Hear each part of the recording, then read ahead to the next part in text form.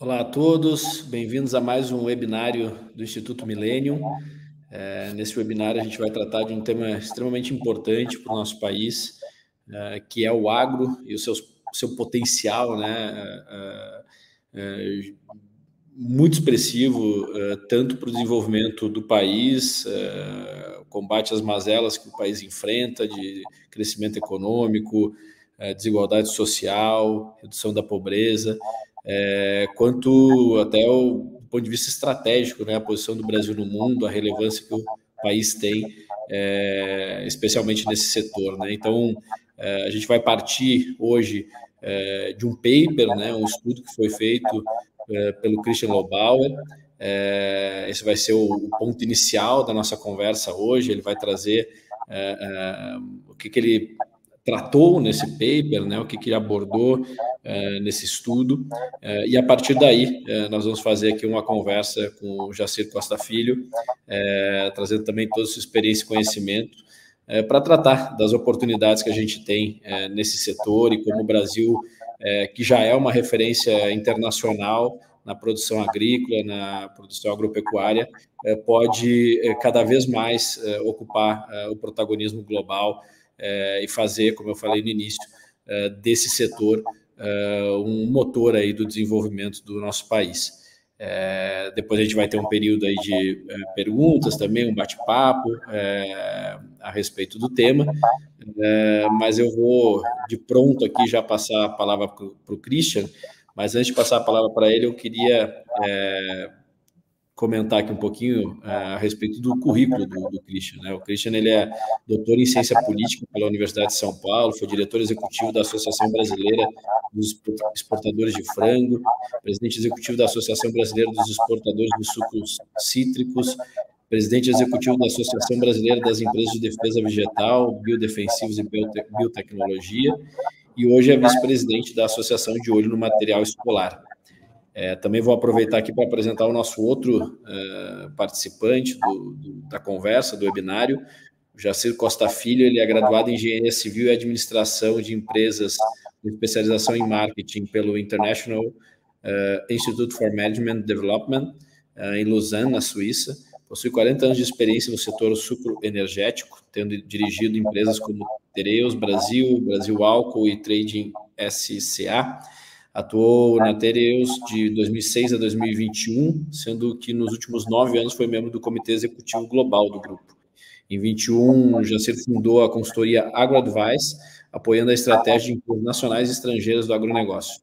Também atua em conselhos de grupos empresariais como o Caeté, o ISA, TecBel, além de ser produtor rural. Desde 2016, preside a CONSAG, que é o Conselho Superior do Agronegócio da Fiesp, entidade na qual, desde 2022, vem atuando como diretor financeiro eleito. É também coordenador do Comitê de Agroenergia da Associação Brasileira do Agronegócio, conselheiro no Conselho de Agronegócio da Associação Comercial de São Paulo e da Confederação Nacional da Indústria. E é membro do Conselho da Secretaria de Agricultura e Abastecimento aqui do Estado de São Paulo. Então, obrigado novamente aí, Christian e Jacir, pela disponibilidade de participar conosco no webinário. Acho que os currículos de vocês falam por si aí da experiência e do conhecimento que vocês têm do tema, e para nós vai ser um prazer ouvi-los nesse webinário do Instituto Millennium. Então, Christian, por favor. Obrigado, Wagner, por essa abertura, pelo convite de contribuir aí com os Millennium Papers, cumprimentar meu amigo Jacir, que se disponibilizou a estar aqui com a gente para comentar e debater o tema. Na verdade, eu preparei um paper que é uma espécie de... é um resumão de um tema que é a produção de alimentos, fibras e bioenergia, que eu trato como a vocação brasileira, né? A gente até introduz o texto dizendo assim, que qual é a vocação brasileira, né? Eu até me lembro de uma história que eu vivi há 25 anos atrás, quando eu perguntei isso para o professor João Sayad, já falecido professor João Sayad, eu perguntei, professor, qual é a vocação brasileira? Ele falou, a vocação do Brasil é o que o Brasil quiser.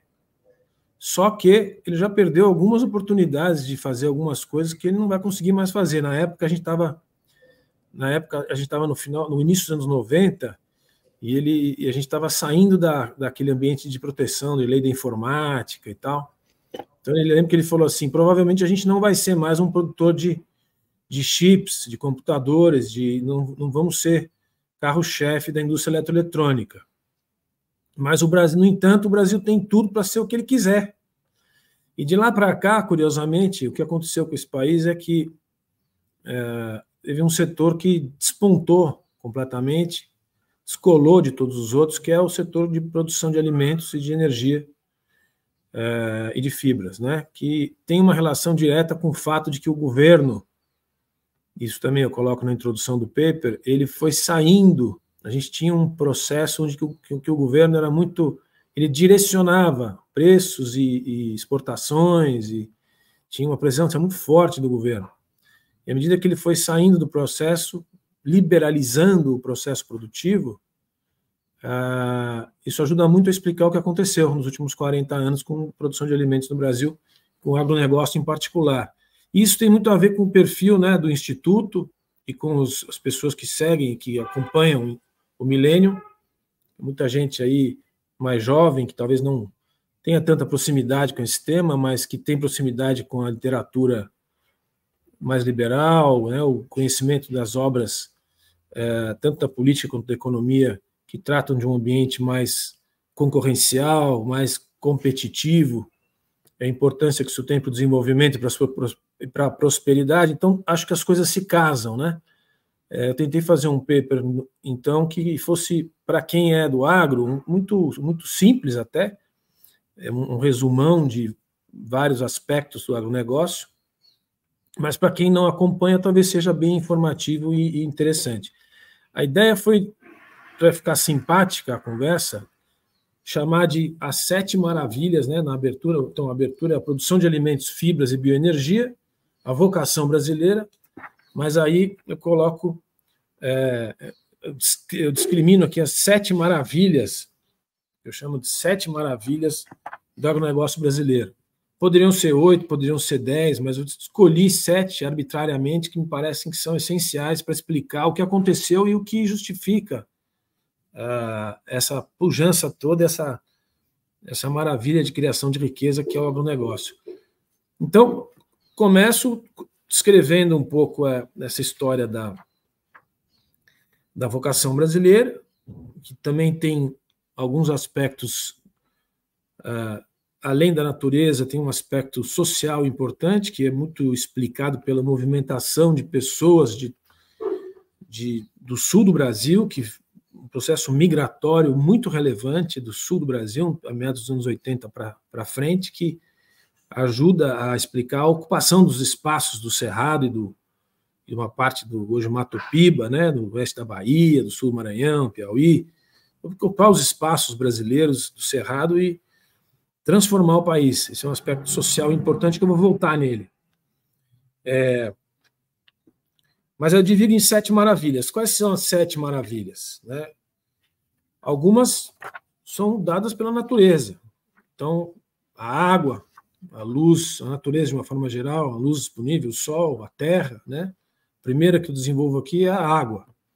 O Brasil está um território continental, está aí sob alguns aquíferos enormes, o Guarani, o Alter do Chão, algumas ramificações dessa água estão até no Nordeste, tem a Urgueia, que é também um aquífero muito importante. Então, o país tem números absolutos, ele tem 12% da água doce do mundo, embora 80% dessa água esteja toda concentrada na Amazônia, em função dos rios e dos seus adjacentes no Amazonas, mas ainda assim tem muita água disponível embaixo da terra. E tem chuva, ainda que de forma muito diferente, distribuída de uma forma muito diferente. É um país que dispõe desse presente divino, né, que é a água junto com a luz. E depois, um segundo ponto das 7 maravilhas é a terra disponível, quer dizer, o espaço geográfico, embora boa parte não seja produtiva, não seja uma terra comparável aos níveis ucraniano ou argentino, que são algumas regiões muito férteis, né? Não é o caso do Brasil, Ainda assim, o Brasil tem terras férteis, uma parte que não pode ser usada até por questão de proteção, mas o fato é que mesmo a terra menos favorável, os espaços disponíveis são muito abundantes e com um pouco de tecnologia, que é o terceiro ponto, a terceira maravilha que eu desenvolvo no texto, a tecnologia aplicada pelo homem, que a gente costuma descrever como a tecnologia tropical, porque uma parte da tecnologia, evidentemente, ela vem do mundo da tecnologia, da agricultura internacional, e uma parte foi desenvolvida aqui ou adaptada ao Brasil. Então, é a tecnologia, inclusive no uso da terra e na adaptação dessa terra não tão fértil, de uma forma geral, que, combinada ao espaço e à água, dão essa característica tão interessante que é a tropicalização das tecnologias para o uso na agricultura brasileira, na agropecuária brasileira. Então, você tem, sei lá, desde o plantio direto até a proteção do solo com plantio direto, você tem utilização genética de sementes, que também uma boa parte das experiências, não da origem da genética, mas das experiências são feitas no Brasil. Você tem vários aspectos tecnológicos desenvolvidos em laboratório aqui para fixação de nitrogênio no solo. Enfim, a escola agronômica brasileira é muito, muito atuante, muito dinâmica e competente. Você tem desenvolvimento, por exemplo, de insumos no Brasil, né? Não só de defesa vegetal, mas defesa do solo também, que já tem indústrias novas nascentes, biodefensivos é uma delas, que ela tem que ser feita aqui, porque você está lidando com micro-organismos e com uma natureza que está aqui, não está nem na Bélgica nem na China. Você tem que estudar aqui para produzir produtos que sirvam para a agricultura aqui. Então, você tem uma quantidade de tecnologia e de gente envolvida nela que ajudam, que justificam, né, que explicam essa terceira maravilha desse estudo aí introdutório que eu apresento. Depois você tem, desenvolvo um pouco a parte de tecnologia também sobre o manejo integrado de práticas, falo sobre a genética, e uma série de outras características que explicam esse aumento de produtividade intenso que tem sido a agricultura brasileira. Os números brutos mostram que a expansão da terra, do uso da terra, ela é quase que 1/5 na proporção do aumento da produtividade. Então, se aumentou em 60% o uso da terra em 40 anos, na expansão, mas você aumentou a produtividade de grãos em 400%, para dar um exemplo. Então, é uma quantidade muito grande de tecnologia embutida para garantir essas produtividades cada vez maiores em todas as culturas, mas com destaque para a soja, para o milho, para a cana e para o algodão, que são os 4 maiores aí, logo depois o café e laranja, mas os 4 primeiros é que são as verdadeiras estrelas, né, desses grandes números. Quarta maravilha é o capital, o que eu chamei de capital humano. Eu já fiz menção aqui às escolas agronômicas e aos pesquisadores. Isso aqui é um país carente de capital humano, eu tenho trabalhado muito nisso numa outra frente aí, mas mesmo assim, aqueles que se dedicaram à agricultura, o produtor, que é o grande desbravador da terra, os pesquisadores, os pensadores, desenvolvedores de máquinas, engenheiros que fizeram máquinas adaptadas ao nosso sistema, empresas, eu já vou chegar nesse ponto também, brasileiras, com pessoas capazes de transformar um mercado e produtos acessíveis ao produtor. Então, as pessoas, né, os brasileiros, eu digo isso porque alguém vai dizer, bom, mas em qualquer país é assim. Não, não é assim. Por exemplo, o Sudão tem água, tem sol, tem terra, mas faltam pessoas, né, pessoas que estejam formadas e dedicadas e orientadas a transformar, pesquisar e transformar a água, a terra e a luz em riqueza.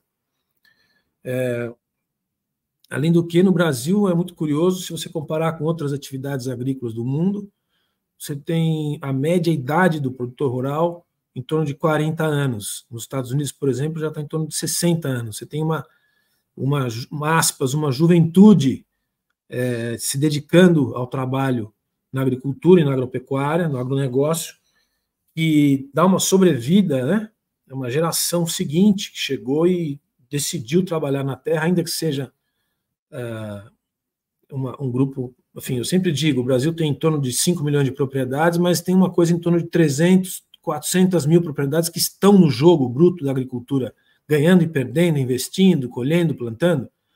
Né? Então tem um espaço grande de ocupação ainda, mas nesse universo de, arredondando 10% das propriedades, você tem uma geração de gente mais jovem se dedicando a essa atividade, que é um fator bem brasileiro. Né?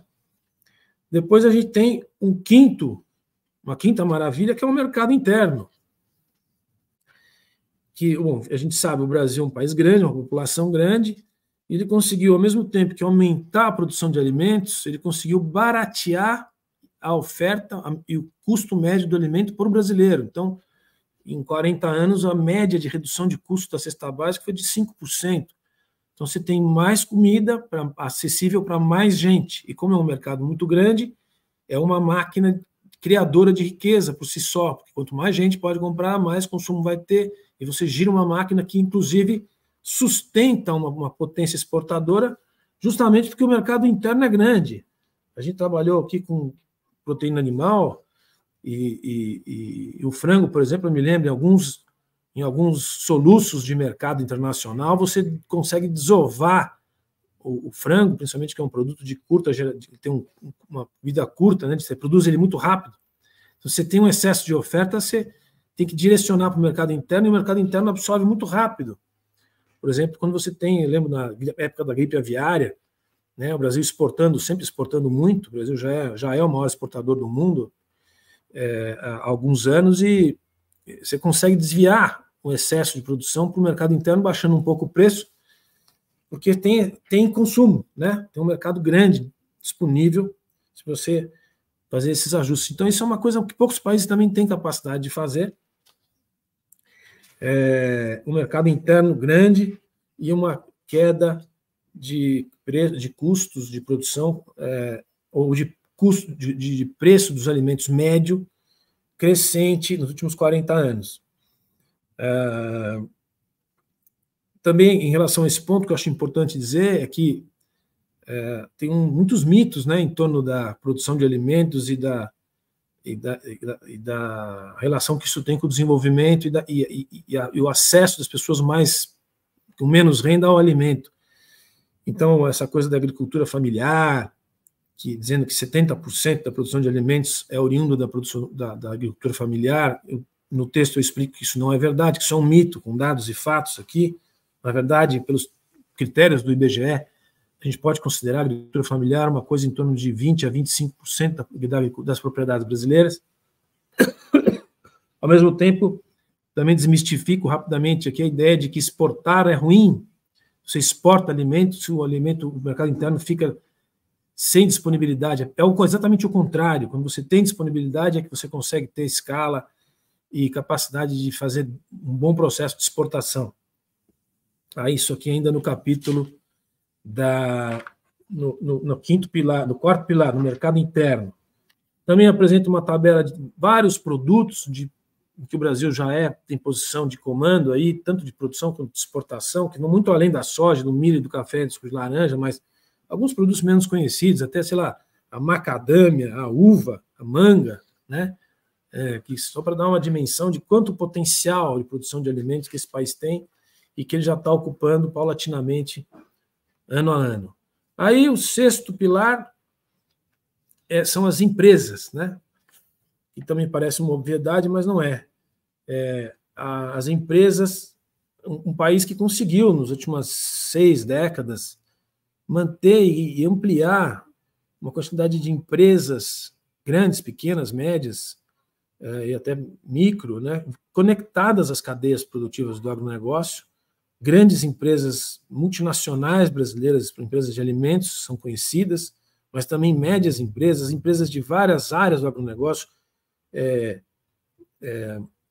Esse processo de integração das cadeias é muito importante, porque ele agrega empresas também em todas as partes da cadeia, tanto nacional quanto exportadora.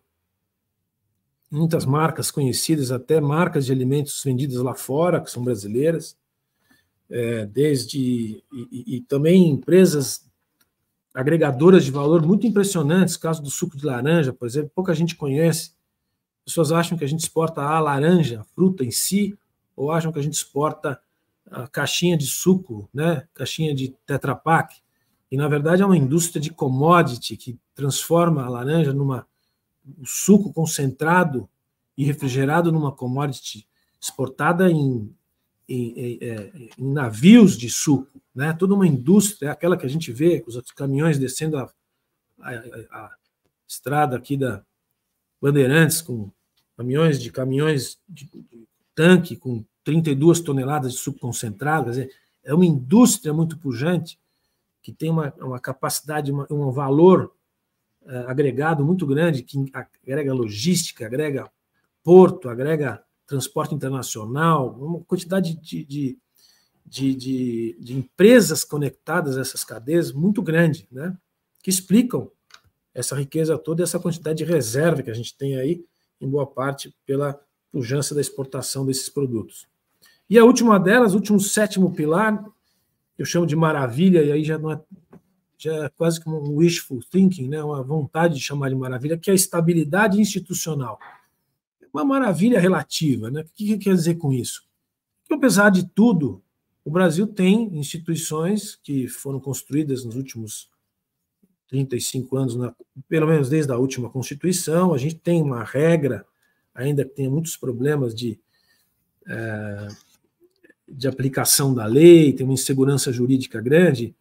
Num comparativo mundial, o Brasil tem uma estrutura institucional que garante a existência dessa realidade de produção. Evidentemente que a gente tem problemas sociais grandes, que tem instituições como o MST, que são incompreensíveis da perspectiva de muitos. Como é que existe uma coisa dessa ainda?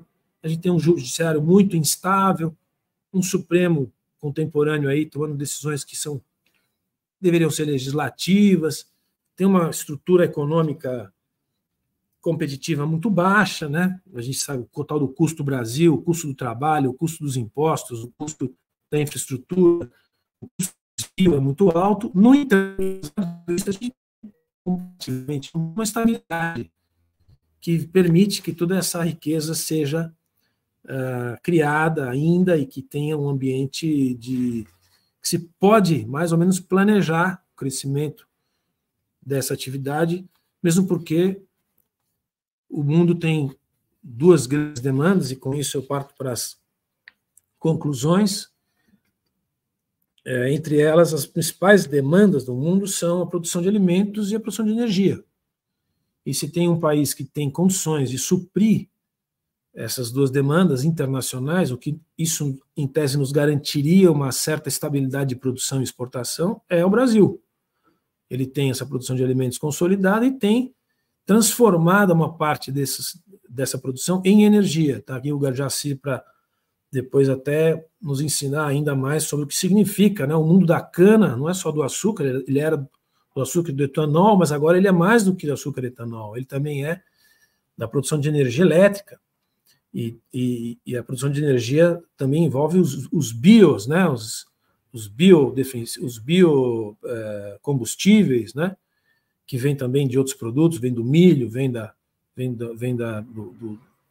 óleo de palma, e vem uma série de outras oportunidades da soja, de produção de energia, que dão mais uma frente necessária para o Brasil se colocar no mundo, já que uma das demandas internacionais mais pujantes é a de mais energia, produção de energia e sustentável. Para concluir definitivamente essa conversa, é um texto introdutório, com todos esses aspectos, que cada aspecto mereceria um texto novo, mas são essas 7 características, todas envolvidas num conceito muito importante, o da sustentabilidade. Né? A produção de alimentos de energia no Brasil ela é absolutamente sustentável. Ela é, em boa parte, reciclável, ela é, em boa parte, produzida em condições de utilização de insumos de forma muito responsável, Então, assim, a pegada de carbono brasileira é baixa em comparação com outros países, a de energia também. Então, eu acho que tem uma combinação de aspectos aqui, de dados colocados nesse texto, que ajudam a introduzir e a justificar a ideia de que existem maravilhas, as 7 maravilhas do agro, que justificam a vocação brasileira para ser um país produtor, exportador de alimentos e de energia, que garantiriam a prosperidade do brasileiro e do Brasil de uma forma geral. Não sei se eu falei demais, mas acho que aqui resume um pouco tudo que está no texto. Espero que seja de interesse dos leitores, aí, do pessoal que acompanha o Instituto. E agradeço aí ao Wagner e ao Instituto pela oportunidade. Legal, obrigado, Christian. Jacir, o Christian trouxe aqui esses 7 fatores, né, que seriam muito importantes aí nesse protagonismo do agro no Brasil. E aí eu te passo a palavra, pensando também muito em como a gente pode aproveitar essas características do Brasil, essas características do setor do agro brasileiro, para cada vez mais o país ter protagonismo aí no mercado internacional e isso ser um agente de transformação da nossa sociedade, né, do nosso país. Aqui no Millennium a gente tem um interesse muito grande pela agenda de abundância, né, que é uma ideia de que com os avanços tecnológicos, com os avanços institucionais, com tudo que está acontecendo no mundo hoje, né, com a velocidade das mudanças que estão acontecendo, a gente tem uma bela oportunidade aí de cada vez mais gerar riqueza, gerar renda e combater aí mazelas sociais, dentre elas a própria questão da capacidade de oferecer alimentação, comida para todas as pessoas no mundo, né? Então, nesse sentido também, esse setor não só do ponto de vista econômico estritamente, né, de crescimento econômico, mas também de acabar com uma das mazelas que o mundo ainda enfrenta, em que pese tenha reduzido substancialmente, né, nas últimas décadas. Então, eu queria te passar a palavra para falar um pouquinho também sobre os desafios, as oportunidades que nós temos aí, como a gente pode avançar para cada vez mais o agro cumprir a sua missão aí, e como o Christian trouxe, essa vocação, na verdade, que o Brasil tem. Obrigado, Wagner. O Christian, ele abrangeu de uma maneira muito, vamos dizer, com bastante conhecimento que ele tem do setor, os aspectos principais que nós temos no agronegócio, e ele soube sintetizar de uma maneira como somente um bom professor poderia fazer, que ele é. E nós, do agronegócio, nós temos a sorte aí de ter o Christian conosco, porque ele realmente é um intelectual que sabe transformar vamos dizer, os anseios necessidades do agronegócio de uma maneira fácil de se entender e bastante explícita, não só para o meio acadêmico, intelectual, mas também para o público em geral. Eu vou aproveitar do Christian, eu vou dividir as oportunidades do Brasil. Acho que tem um ruído aqui, não sei se é do meu lado, alguém que está, algum microfone aberto que está tendo um ruído grande aqui. Mas, Berolô, obrigado. Eu vou dividir em 4 eixos, aproveitando a fala do Christian. Primeiro, a segurança alimentar. É importante ressaltar a competitividade que o Brasil tem, né? O Brasil hoje é líder em vários produtos, né, de alimentos. Carne bovina, carne de frango, suíno já tem uma representação. Nós acabamos agora em fibra, em algodão, nos tornar o maior exportador mundial. Isso graças à competitividade que nós temos. Então, é importante dizer que o problema nós contribuímos para a segurança alimentar com a oferta. A segurança alimentar não é só a oferta. É importante que a população tenha renda para poder absorver esses produtos. A gente já produz produtos para o Brasil e para o mundo de uma maneira muito competitiva. Nós hoje estamos em mais de 200 mercados no mundo todo, e isso é graças à competitividade e à pluralidade de produtos que nós temos, né? E o que eu diria, as oportunidades que tem do lado da segurança alimentar para o Brasil continuar tendo esse protagonismo? Porque o mundo vai precisar de mais alimentos, principalmente na África e principalmente na Ásia. Por quê? Primeiro, porque pelo aumento de renda que tem. Eu dirigi as atividades da Terreos na África, em 3 países, e eu pude notar o potencial que tem, conforme aumenta a renda, como que aumenta o consumo. E isso é bastante importante dentro do aspecto de potencial mercado que se tenha. A Ásia é a mesma coisa. A migração da zona rural para a zona urbana está criando vamos dizer, aumentando a renda da população e exigindo produtos com maior valor agregado. Estão deixando de consumir cereais e passando a consumir mais proteínas. Então, isso é bastante importante e isso requer uma produção maior. E o Brasil tem condições de fazer isso. Primeiro, porque tem terra. Nós temos aí terras degradadas que podem ser aproveitadas. Nós temos um potencial de crescimento nas novas fronteiras muito grande ainda, e nós temos de fazer. Quais são os entraves para que isso aconteça de um modo importante? Primeiro, investimentos em logística, destrave de logística. Nós não podemos ficar, como nós ficamos na Ferrogrão, com um projeto de ferrovia que não iria aproveitar o trecho que estava aberto pela rodovia 163, sem precisar abrir novos espaços, mas, porém, porque atravessava um pedaço pequeno de uma reserva indígena, nós ficamos 8 anos com esse projeto parado. Então, isso iria tornar o nosso produto muito mais competitivo, muito mais barato. Agora parece que finalmente vai ser colocado em prática essa ferrovia. Outra coisa, a exploração de fertilizantes aqui no Brasil. O principal insumo para a principal cultura nossa, que é a soja, é o cloreto de potássio.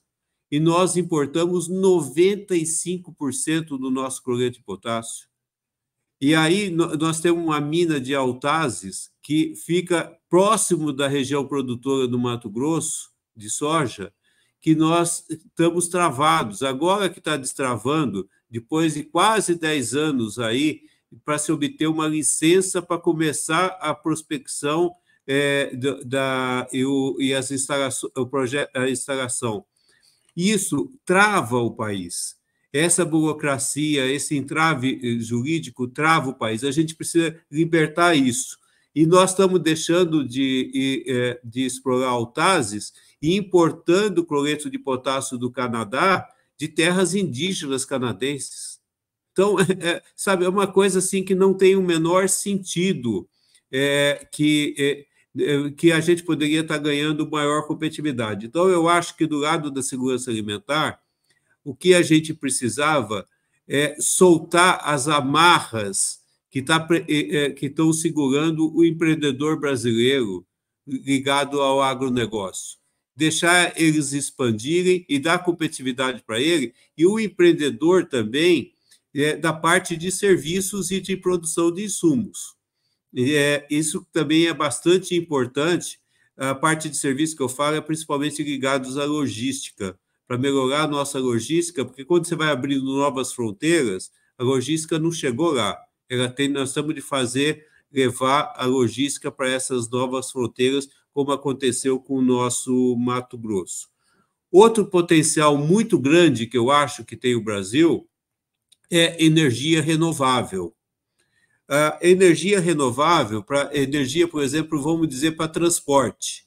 Pegando as 3 principais modalidades de transporte no mundo, seja terrestre, aeroviário e marítimo, o Brasil tem o potencial de ajudar muito na descarbonização dessas matrizes.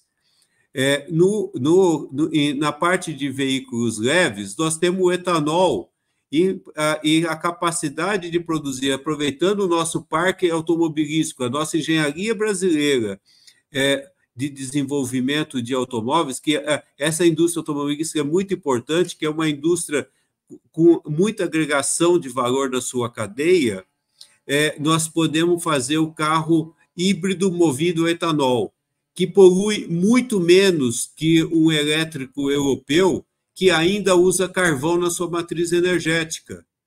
60% da matriz energética europeia ainda é fóssil, seja carvão, seja gás natural. E 65% da matriz energética chinesa é carvão. A China é responsável por 35% das emissões mundiais de CO2, graças ao uso intensivo de carvão. Ela está mudando, ela está reduzindo isso, mas ainda é uma pegada muito grande. Então, nós estamos... o Brasil tem esse potencial na parte de transporte de veículos leves. Em veículos pesados, a mesma coisa. Nós já temos aí frotas com biodiesel, vem o HVO para fazer usando produtos agrícolas para poder fazer a geração de energia elétrica. No aeronáutico, na aviação, vai ter de descarbonizar até 2050 100% da frota, de acordo com o que foi estabelecido pela IATA. Então, nós temos de fazer essa descarbonização, e essa descarbonização vai significar a abertura de um mercado em torno de 450 bilhões de litros de SAF. O SAF vai substituir o querosene de aviação. E quais são as matérias-primas principais para o SAF? Vai ser óleos vegetais, no nosso caso, óleo de soja ou sebo de boi, e o etanol. Agora, hoje o Brasil está exportando etanol e está exportando sebo de boi para produzir SAF nos Estados Unidos. Nós temos de trazer essa indústria, essa tecnologia para cá. As nossas refinarias, elas têm de se transformar de petróleo gradualmente para refinarias de SAF. Nós temos de fazer esse investimento. O Grupo Aceren, que está na Bahia, já está estudando uma refinaria de SAF, que hoje pertence ao Fundo Soberano dos Emirados Árabes, e isso é, vamos dizer, uma perspectiva que tem muito grande no Brasil da gente avançar.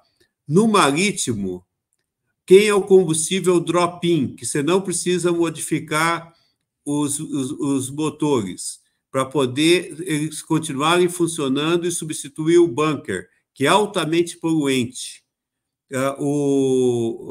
3% das emissões globais vem do transporte marítimo e vai crescer conforme aumenta o comércio mundial.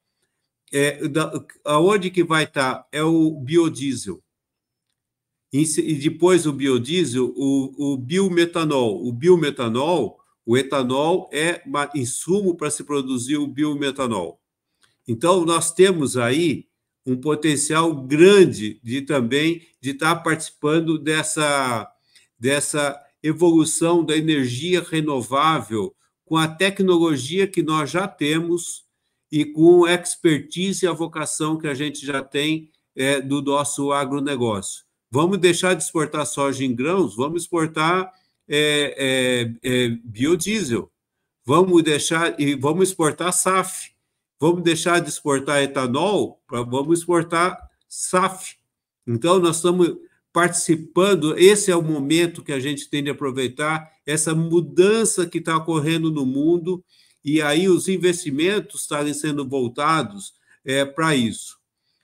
No aspecto ambiental, o Christian já citou, mas eu só vou reforçar, o Brasil hoje é uma referência na utilização de bioinsumos. Pouca gente sabe, mas o Brasil é quem mais utiliza bioinsumos na sua agricultura, na agricultura. Ele bate Estados Unidos, bate a União Europeia, ele tem hoje um potencial de crescimento, e isso, conforme foi citado pelo Christian, é muito devido à nossa biodiversidade. Nós temos uma biodiversidade no nosso solo que os países de clima temperado não têm, porque eles têm neve, e a neve mata uma parte da biodiversidade que está no solo. O nosso solo é tropical, nós temos vida no solo os 12 meses do ano, uma vida muito rica, e isso a gente tem de saber aproveitar e usar isso. Eu visitei recentemente uma usina de um importante grupo estrangeiro aqui no Brasil, que já está utilizando 100% dos seus fertilizantes de biofertilizantes. Ela não está mais comprando fertilizante químico. Ou seja, é um passo. É claro que é uma usina pequena, esse grande grupo escolheu uma menor usina para fazer esse teste, mas está sendo bem sucedido. Isso vai evitar o uso de químicos? Não, vai ter o uso de químicos, mas nós temos o potencial de reduzir, e o mais importante, ela está fazendo isso com redução de custo e com ganho de produtividade. Então, são fatores que a gente tem de estar bastante atentos, e o Brasil tem um ambiente para avançar muito nesse aspecto. Um aspecto também que o Christian levantou, que eu gostaria de realçar, é o uso de tecnologia. Eu venho de um setor que esse setor já foi intensivo em mão de obra, hoje é intensivo em capital, que é o setor canavieiro. E eu passei todas as fases desse setor, porque eu tenho a minha idade já faz com que eu tenha 40 anos de experiência em cana-de-açúcar. Eu cheguei de uma época que só se produzia açúcar, para uma época que foi produzir açúcar e etanol, etanol e bioeletricidade, e agora nós estamos partindo para o biogás. O passo que deve ser dado nas usinas brasileiras, principalmente nas usinas paulistas, é a substituição do óleo diesel no transporte de cana e nas atividades agrícolas por biometano, produzido na própria usina. Uma boa parte deve ser feito dessa forma. Isso vai reduzir tremendamente a pegada de carbono da produção de etanol e vai também, ao mesmo tempo, fazer com que a gente agregue uma tecnologia que dificilmente é copiada no mundo, né? São esses aspectos que eu acho que a gente tem de desenvolver no Brasil, de fazer o Brasil crescer, aproveitando o potencial que nós temos no nosso agronegócio. Maravilha, obrigado, Jacir. Eu estava escutando vocês aqui e o Jacir trouxe essa questão da agroindústria, né, da oportunidade que a gente tem de não só produzir os insumos básicos aqui, exportá-los, mas também de processá-los aqui, colocar tecnologia, colocar... de fato, fazer um processo, e aí eu lembrei no paper do Christian, ele fala da reindustrialização, né, que a gente tem uma oportunidade de reindustrializar o país através do agro. E aí eu queria explorar um pouquinho mais esse tema, o que a gente precisa mais para isso se tornar realidade, né? O Jacir trouxe, poxa, em vez de exportar soja, vamos exportar SAF, vamos exportar biodiesel, e aí você pode extrapolar isso para diversas outras áreas e produções, né, que a gente poderia estar agregando mais valor internamente. O que vocês enxergam são os principais fatores que nos impedem de hoje estar numa posição melhor ou que viabilizariam nós construirmos uma posição melhor para fazer essa reindustrialização ou aproveitar mais toda essa capacidade que nós temos. Aí fica aí à vontade para os dois responderem. Christian, por favor. Você está no mudo, Christian. Vou começar e o Jacir completa. Olha, eu acho o seguinte, a política industrial brasileira, ela teve vários momentos, desde o Vargas até hoje, né? Mas ela sempre sofreu de um mal que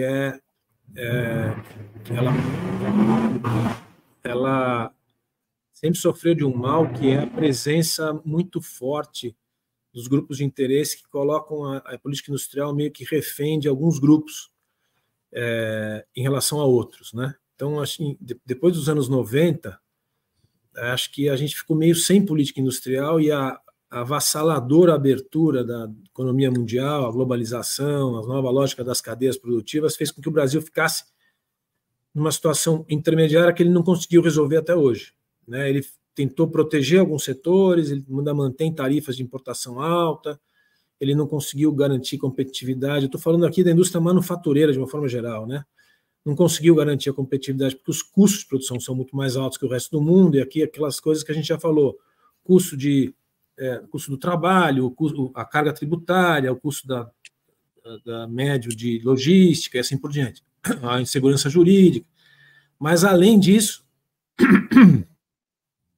uma das maneiras de fazer uma revolução industrial, independente de política industrial, é agregar valor nos produtos que a gente já produz com competitividade, que são aqueles oriundos da agricultura, que é a velha história do café, que a gente exporta grão, exporta café verde, e o italiano e o alemão são grandes exportadores de café, mas não plantam um pé de café. Aquela velha conversa que, no fundo, é fácil de falar, é difícil de fazer, porque existe uma coisa que chama-se, em todo o comércio internacional e nos países importantes, mais ricos, que é a escalada tarifária.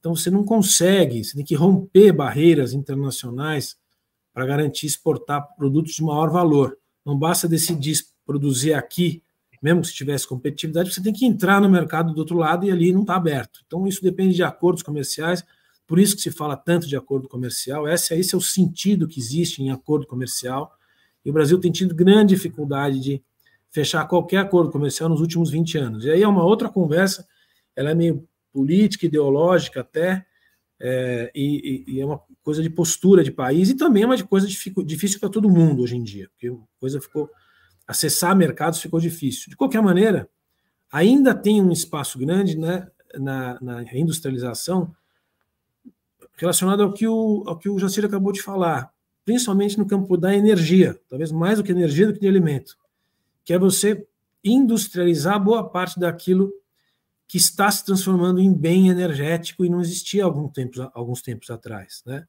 É a concorrência da indústria do petróleo até. São essas indústrias do SAF, a indústria dos combustíveis, dos biocombustíveis, etc., que ainda também tem dificuldade de entrar em alguns países, mas a demanda vai aumentar. Então, assim como os alimentos, a demanda externa vai aumentar por alimento e energia, e vai ter uma oportunidade de se abrir. E isso necessariamente passa por plantas industriais aqui, de transformação e agregação de valor. Então,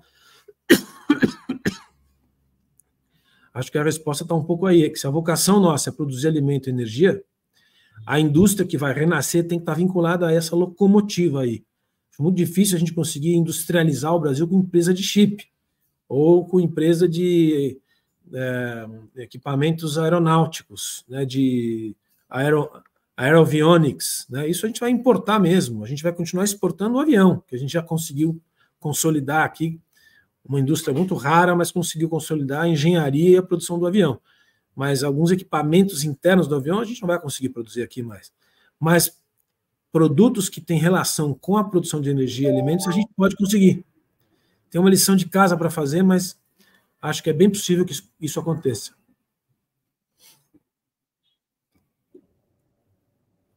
Jacir. Bom, Wagner, complementando o que o Christian disse, eu acho que o que a gente tem de fazer é incentivar O Cristian, isso, obrigado. Incentivar vamos dizer, os investimentos estrangeiros. Nós não temos dinheiro que tem os Estados Unidos, que tem a União Europeia, para injetar nessa nova indústria que está nascendo. Então, o que nós temos de fazer? Nós temos uma vantagem competitiva, que é a matéria-prima farta e abundante aqui. Então, você conseguir atrair uma indústria que faça o investimento, por exemplo, como o Fundo dos Emirados Árabes, facilitar a vida dele. Agora, a gente não pode, aí, Wagner, ficar, vamos dizer, contra o capital estrangeiro. Eu acabei de ler, saiu hoje nos jornais, que tem um professor da Universidade de São Paulo, da USP, do nosso Christian, que entrou com uma ação contra a BP Bung, a Bracell, a Raizen, porque tem capital estrangeiro e estão utilizando terras arrendadas ou comprando terras que não poderiam estar fazendo isso. Gente, nós não estamos hoje em condições de ficar criando, sabe, entraves para esse capital estrangeiro. Nós não podemos fazer... Foi feita uma privatização de uma refinaria na Bahia. O governo está pressionando para recomprar essa refinaria, pressionando o grupo que está lá, que investiu. Então, ele vende o petróleo mais barato para as refinarias da Petrobras e vende mais caro para a refinaria da Bahia. Quer dizer, são coisas que você não pode fazer isso. Deveria estar incentivando que a rentabilidade desse grupo ele esteja querendo investir mais, querendo fazer mais. Quer dizer, vamos usar o dinheiro, ao invés de recomprar a refinaria da Bahia, vamos usar para outras coisas, para financiar essa nova indústria. Entendeu? Para que nós vamos gastar com isso? Então, o que eu acho é que a gente primeiro tem de acabar com esse ranço que a gente ainda tem contra o capital estrangeiro. Nós temos de incentivar. O que a gente tem de cuidar é do bom uso do investimento. Fazer com que esse investimento seja bem aplicado aqui no Brasil. Não vamos esquecer que a CSN foi feita com dinheiro americano. Então, que depois trouxe uma indústria automobilística que basicamente foi uma indústria estrangeira aqui no Brasil, que gerou quantos empregos, que gerou até os movimentos sociais aí, de sindicais que nós temos hoje, mas foram empresas estrangeiras que fizeram esse primeiro movimento. Então, eu acho que a gente não pode ser agressivo ao capital estrangeiro.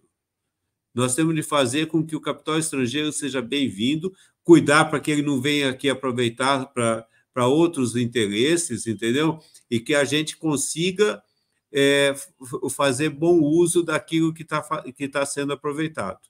Porque nós não vamos ter o dinheiro, nós vamos estar falando de instalação de usinas de SAF aqui, não vai ter usina de SAF enquanto tiver isso. A gente vai ser exportador de etanol, vamos ser exportador de óleo diesel, de óleo de soja. Então, nós temos de parar com isso. Nós temos de fazer com que continuamos exportando o etanol, vamos exportar a soja, mas, ao mesmo tempo, vamos começar a incentivar que tenha produção local também. Isso só vai fazer a hora que a gente realmente parar com essa judicialização esdrúxula que a gente tem. A hora que eu vi essa ação, espero que seja barrada, né? Parece que já em primeira instância ganhou em primeira instância esse professor. Mas é uma coisa que você não vê em outro país no mundo, entendeu? Esse critério, a gente precisa ter uma liberdade e saber que nós precisamos desse capital. senão nós vamos ficar sempre nessa mesmice, sem se falando em industrialização, e ela não acabando acontecendo. Por quê? Porque a gente não está usando os fatores competitivos que a gente tem de maneira inteligente. Então, eu acho que a gente tem de estar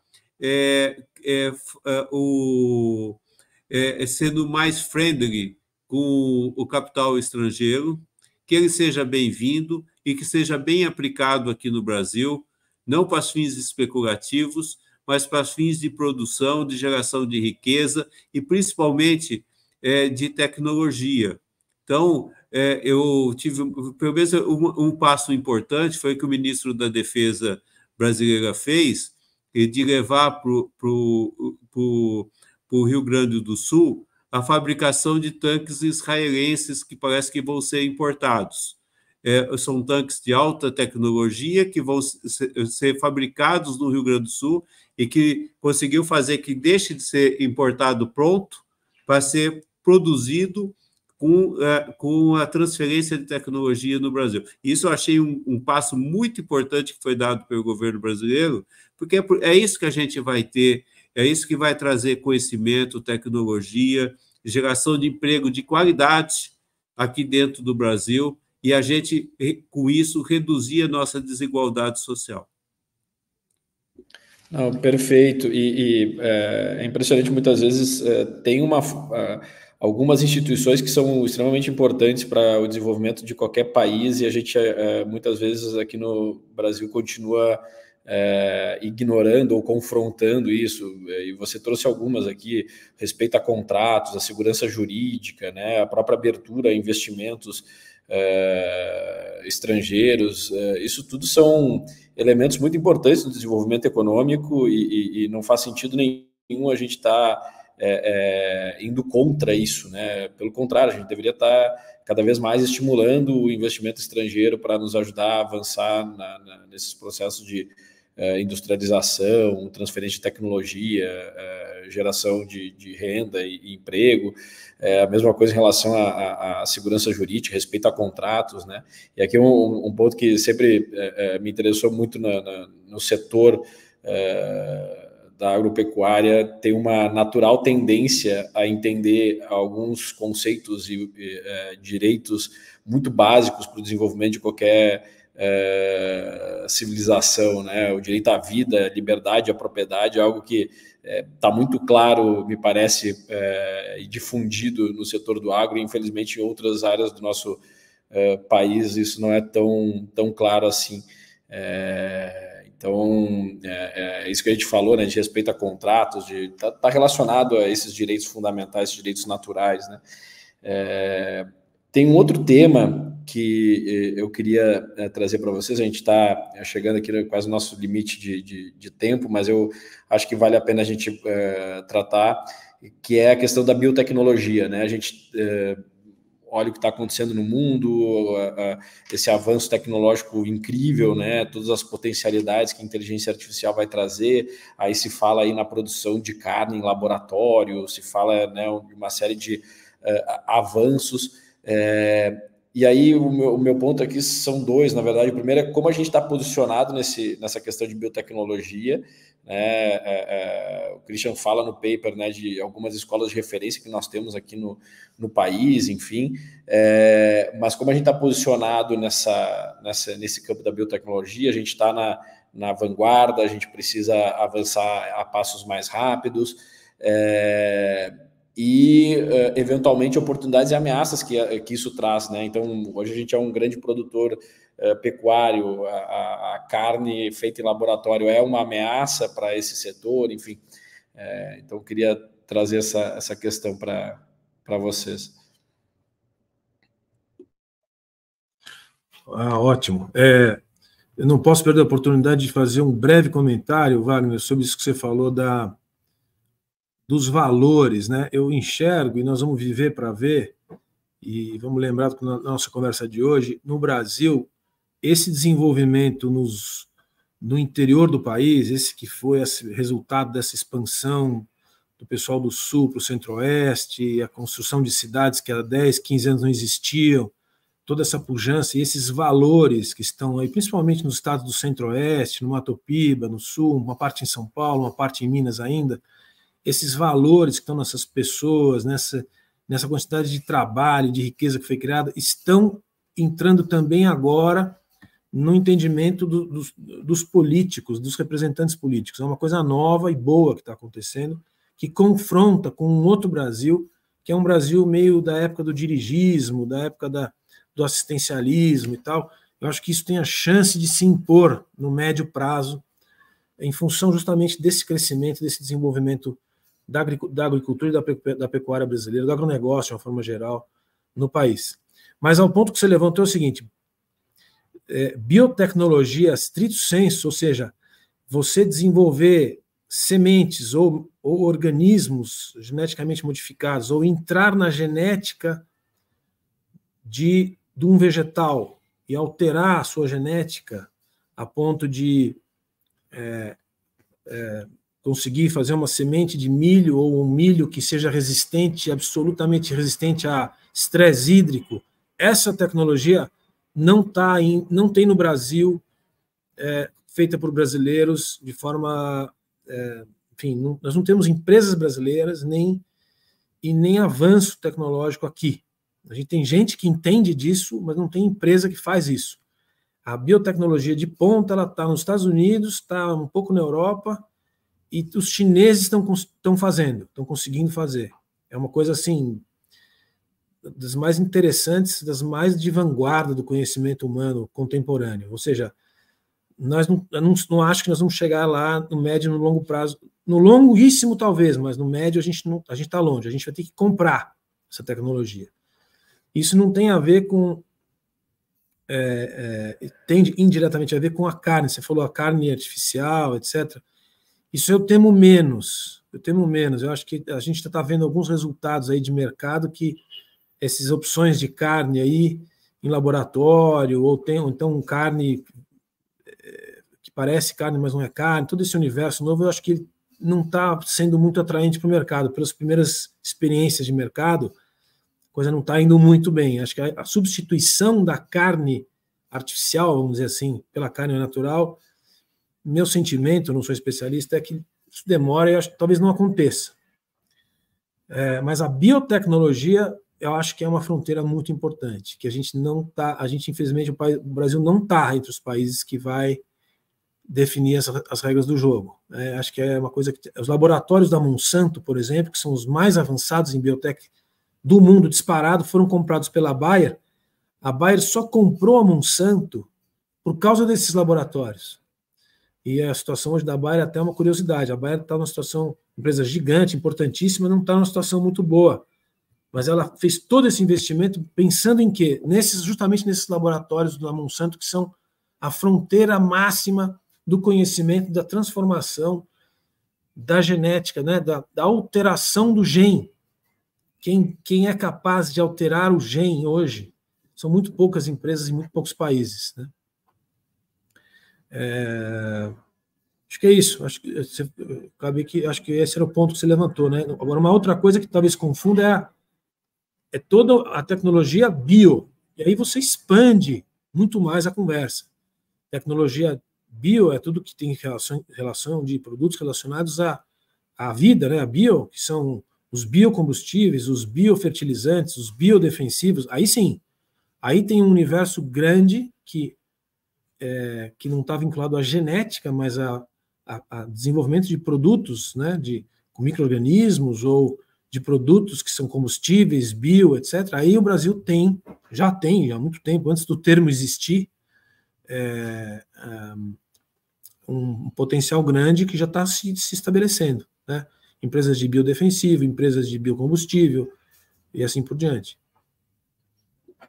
Legal, obrigado. Jacir, suas considerações a respeito desse tema.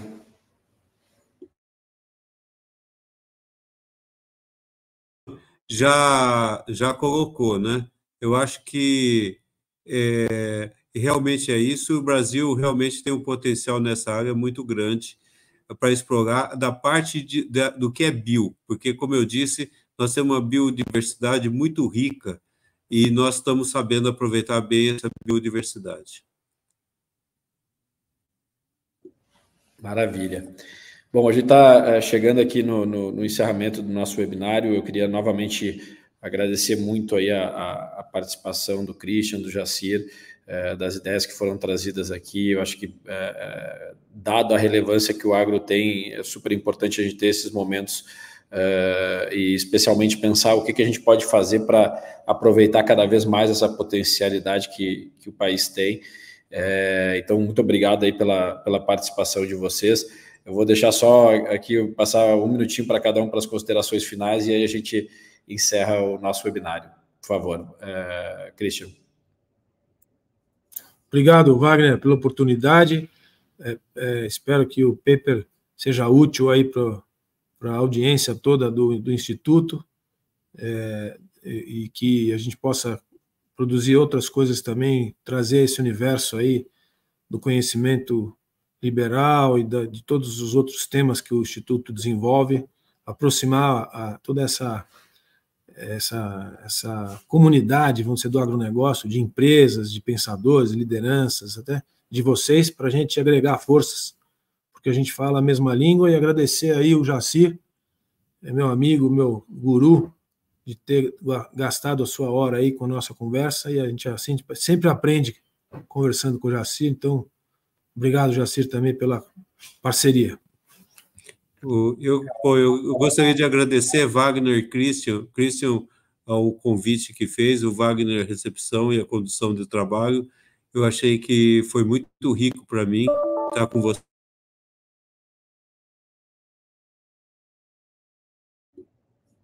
Opa, tivemos um problema aqui, acho que com o Jacir, a conexão dele.